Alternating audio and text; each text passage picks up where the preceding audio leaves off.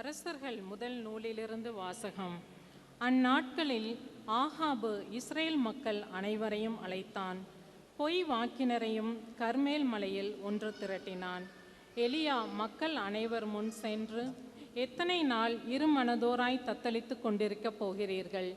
ஆண்டவர் தாம் கடவுள் என்றால் அவரை பின்பற்றுங்கள், பாகால் தான் என்றால் அவன் பின்னே செல்லுங்கள்.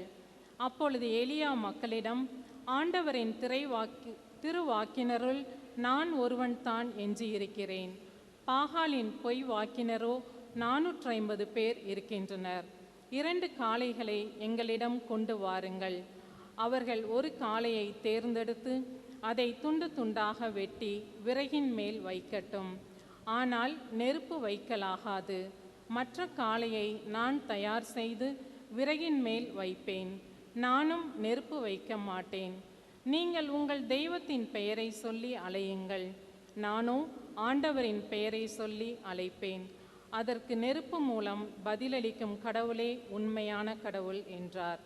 மக்கள் அனைவரும் பதில் மொழியாக, நீர் சொல்லுவது சரியே என்றனர். பிறகு எலியா பாகாலின் பொய் வாக்கினரிடம், நீங்கள் அதிகம் பேராய் இருப்பதால் முதலில் நீங்கள் ஒரு காளையை தேர்ந்தெடுத்து தயார் செய்யுங்கள். ஆனால் நெருப்பு மூட்டாதீர்கள் என்றார்.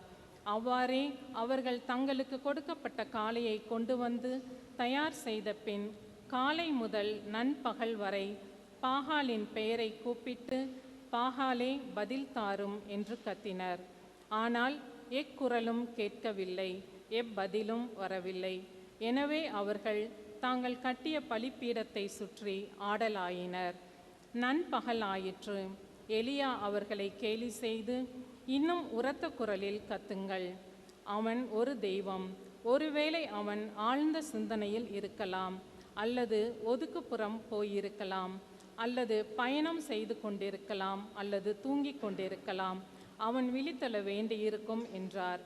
எனவே அவர்கள் இன்னும் உரத்த குரலில் கத்தினர். தங்கள் வழக்கப்படி வாளினாலும் வேலினாலும் இரத்தம் கொட்டும் வரை தங்களையே கீறி கிழித்து கொண்டார்கள். பிற்பகல் ஆயிற்று. அவர்கள் மாலை பலி செலுத்தும் நேரம் வரை தொடர்ந்து உளறி கொண்டிருந்தார்கள். ஆயினும் எக்குரலும் கேட்கவில்லை, எப்பதிலும் வரவில்லை. கவனிப்பார் யாருமில்லை. அப்போது எலியா எல்லா மக்களையும் நோக்கி, என் அருகில் வாருங்கள் என்றார். மக்கள் அனைவரும் அவர் அருகில் வந்தனர். உடனே எலியா அங்கே இடிந்து கிடந்த ஆண்டவரது பலிப்பீடத்தை செப்பனிட்டார். உன் பெயர் இஸ்ரேல் என்று ஆண்டவர் யாக்கோபுக்கு உரைத்திருந்ததன் பொருட்டு அவர் வழிவந்த குலங்களின் எண்ணிக்கைப்படி எலியா 12 கற்களை எடுத்தார். அக்கற்களை கொண்டு ஆண்டவர் பெயரில் ஒரு பலிப்பீடத்தை கட்டி அப்பலிப்பீடத்தை சுற்றிலும் 2 உளவுக்கால் அகலம் உள்ள வாய்க்காலை வெட்டினார். அதன்பின் விறகு கற்களை அடுக்கி காளையை துண்டு துண்டாக வெட்டி அவற்றின் மேல் வைத்தார். 4 குடங்கள் நிறைய தண்ணீர் கொண்டு வந்து எரிபலியின் மேலும் விறகு கட்டைகளின் மேலும் ஊற்றுங்கள் என்றார். அவர் 2ஆம் முறையும் செய்யுங்கள் என்றார். அவர்கள் 2ஆம் முறையும் அவ்வாறே செய்தனர். அவர் 3ஆம் முறையும் செய்யுங்கள் என்றார். அவர்கள் 3ஆம் முறையும் அப்படியே செய்தனர். எனவே தண்ணீர் பலிப்பீடத்தை சுற்றிலும் ஓடியது. மேலும் வாய்க்காலை அவர் தண்ணீரால் நிரப்பினார்.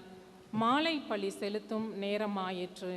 இறைவாக்கினர் எலியா பலிப்பீடத்தின் அருகில் வந்து, ஆபிரகாம், ஈசாக்கு, இஸ்ரேல் என்பவர்களின் கடவுளாகிய ஆண்டவரே, இஸ்ரேலின் கடவுளை நீரென்றும் இவற்றையெல்லாம் நான் வாக்கின்படியே செய்தேன் என்றும் இன்று விளங்க செய்தருளும். நீரே கடவுளாகிய ஆண்டவர் என்றும் நீரே இம்மக்களின் மனதை மீண்டும் மாற்றுவீர் என்றும் இம்மக்கள் அறியும்படி எனக்கு பதில் தாரும். ஆண்டவரே, எனக்கு பதில் தாரும் என்றார். உடனே ஆண்டவரின் நெருப்பு கீழே இறங்கி அந்த எரி பலியையும் விறகு கட்டைகளையும் கற்களையும் மணலையும் சுட்டெரித்து வாய்க்கால் நீரையும் வற்ற செய்தது. இதை கண்டவுடன் மக்கள் அனைவரும் முகம் குப்புற விழுந்து, ஆண்டவரே கடவுள், ஆண்டவரே கடவுள் என்றனர். ஆண்டவரின் அருள்வாக்கு. இறைவனுக்கு நன்றி.